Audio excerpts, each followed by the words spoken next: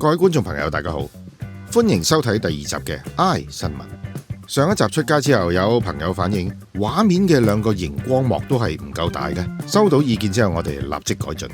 畢竟觀眾朋友都係我哋嘅衣食父母，有咩觀眾就有咩嘅主持人。第一單新聞，街市買平價游水魚驚變白眼魚，港女怒控換魚，眼利網民卻揭真相，根本不是死魚。有女網民喺香港街市魚類海鮮研究社 Facebook 專頁發文表示，屋企人去買游水魚，魚檔湯好即時拎返屋企，呢條魚係咪俾人換咗？呢位網民表示，由於路程遙遠，所以冇返去跟魚檔對質，但係決定開名，大家要小心，並指涉事魚檔位於馬鞍山一個街市。從網民上載嘅3張相片可以睇到，一條黃立倉放喺金屬嘅兜裏面。第一張相係魚嘅全相，魚身鱗片尚算完整，而第2同埋第3張相則係近鏡對焦魚頭同埋魚眼，可以見到魚眼明顯白蒙蒙，瞳孔混濁不清。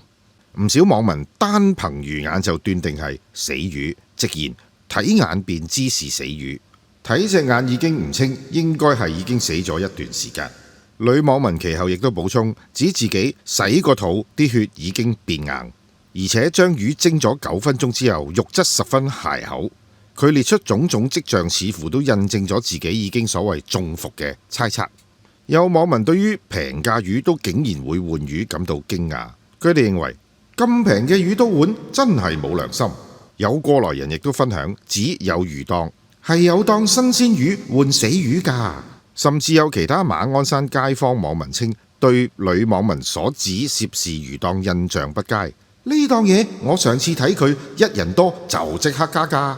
正當網民差不多所謂判定佢係換魚之際，竟然出現大逆轉。有眼利嘅網民提出另一種可能性，暫時睇條魚隻眼飽滿冇凹陷，但又發白，我覺得好可能係眼疾而唔係唔新鮮。黃立倉如果死到變咗眼白，魚身會變成銀色，但係照片裏面嘅魚鱗片仲好金。加上魚鰭有燒鰭嘅跡象，推斷呢條似新鮮但唔係太健康嘅魚，可能係因為水質差導致細菌感染。呢位網民嘅括弧專頁分析迅即得到部分人嘅認同，同時唔少網民認為黃立倉係屬於平價魚，對不良魚販嚟講要換走嘅誘因唔大。好，我哋即刻嚟進入 I 新聞嘅環節。去街市買到眼睛發白嘅魚，係咪代表呢條魚係一定係死咗嘅呢？魚眼睛發白啊，有幾個原因㗎。通常真係如果死咗好耐呢，魚眼睛係會變到蒙查查發白嘅。不過有時魚病咗或者受傷，影睛都可能會發白㗎，唔一定係死咗。你買條魚嘅時候有冇留意其他特徵，例如魚鰓紅唔紅，或者摸落去個身實唔實呢？如果我哋喺街市買游水魚，不幸買到一條死魚返屋企，食咗對健康有冇影響？其實食死魚對健康有冇影響，好視乎條魚死咗幾耐，同埋佢點保存。如果死咗一段時間，細菌可能已經開始分解肉肉，會產生毒素，食咗就可能會肚痛，甚至食物中毒。但如果啱啱死，而你又即刻處理好煮熟佢，咁風險就會低好多。簡單嚟講，我哋去街市買游水魚，點樣可以用肉眼去分辨條魚死咗未呢？可以留意幾樣嘢。首先睇下魚鰓有冇喐，如果完全冇喐呢，通常都係死咗。另外睇埋眼睛，新鮮嘅魚眼會靈靈晶晶透出嚟，死咗嘅魚眼就會蒙查查發白，甚至嘔入去。最後可以睇下魚身有冇彈性，同埋有冇游水嘅動作。我想問下，廣東話有一句叫做死魚眼，呢句說話係咩意思呢？死魚眼喺廣東話裏面呢，通常係用嚟形容一個人隻眼冇神，好似冇晒反應咁樣，亦都可以形容一啲嘢好悶、冇生氣、無趣咁解。你喺邊度聽翻嚟㗎？因為有人形容死魚眼係會出現喺性行為高潮嘅時候，我係睇電影學翻嚟嘅。原來電影裏面係咁樣嘅描述。咁如果係性行為高潮嘅時候，眼神變得好似空洞冇神，甚至反白眼呢？咁可能係因為極度興奮，身體嘅反應令到意識短暫模糊，或者專注力太集中，所以面部表情變得冇咁自然。哇勁啊！電子神童嗰啲火焰陀螺，哇呢個貴嘢喎，呢個朱雀玄武嗰啲啊嘛，左青龍右白虎，呢個咩 3, 2, 1 get set go 去侵馬灣得唔得喂？行開啦大叔，行開啦大叔，行開啦大叔。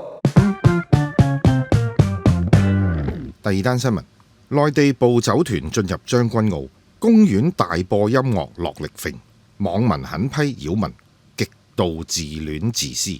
括弧步走團殺入將軍澳，近年喺公眾地方進行集體健身活動越發普遍，唯不論在內地抑或香港，均有因為聲浪問題而引發爭議。日前有網民喺社交平台分享影片，指一群中年婦女晚間嘅時候喺將軍澳一個公園裏面大聲播放音樂進行團體操，直斥其行為實在破壞生活寧靜擾民，引起網民熱烈討論。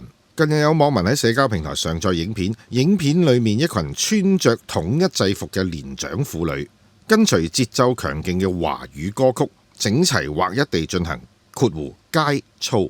不能夠接受你哋咁樣嘅行為，實在係破壞生活寧靜擾民。你哋已經喺國內令到好多中國人都反感，點解嚟到香港都係咁樣嘅行為？確實係犯眾憎。你哋咁嘅做法係自私嘅行為。根據影片內容，該群體被標註為將軍澳唐明公園街操隊。街操呢個名係源自內地嘅佳木斯有氧健身操。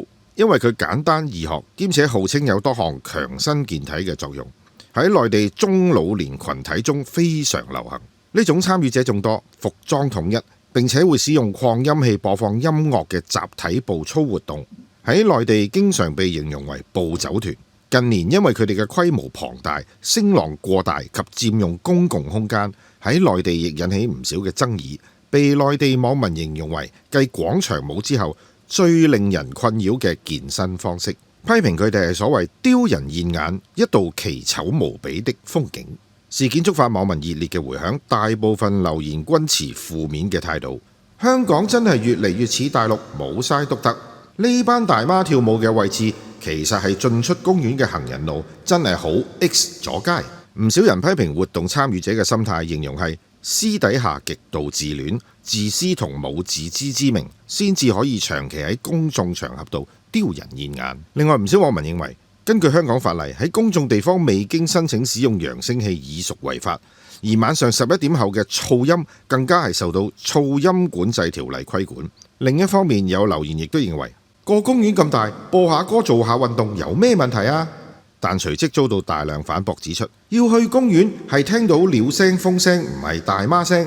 並強調香港人習慣租用室內場地進行團體練習，喺公眾地方製造滋擾係缺德嘅行為，要求適當場合做適當嘅嘢。網民嘅意見普遍認為，個人團體進行康樂活動嘅自由，不應該凌駕於公眾享受寧靜環境嘅權利之上。成單新聞講完，我反而最好奇嘅就係佢哋究竟播咩歌嘅呢？好，我哋立刻進入 I 新聞。街操究竟係咩嚟嘅呢？最近流行嘅所謂街操，其實就係街頭 gym 身啦，主要係用自己嘅體重嚟做運動，好似引體上升、掌上壓嗰啲，通常係公園或者街頭公共設施就做得。大陸流行嘅佳木斯健身操同普通大媽跳嘅廣場舞有咩分別呢？其實你提到嘅佳木斯健身操，好多時就係我哋平時講嘅街操。如果更大媽跳嘅廣場舞比，主要分別在於規範性同動作類型。呢項運動喺大陸係咪受到好多爭議？你係咪指街操即係佳木斯健身操喺大陸受到好多爭議？其實確實有一啲討論㗎，例如有人會覺得佢嘅動作太過單調，或者擔心長期做會對關節造成負擔。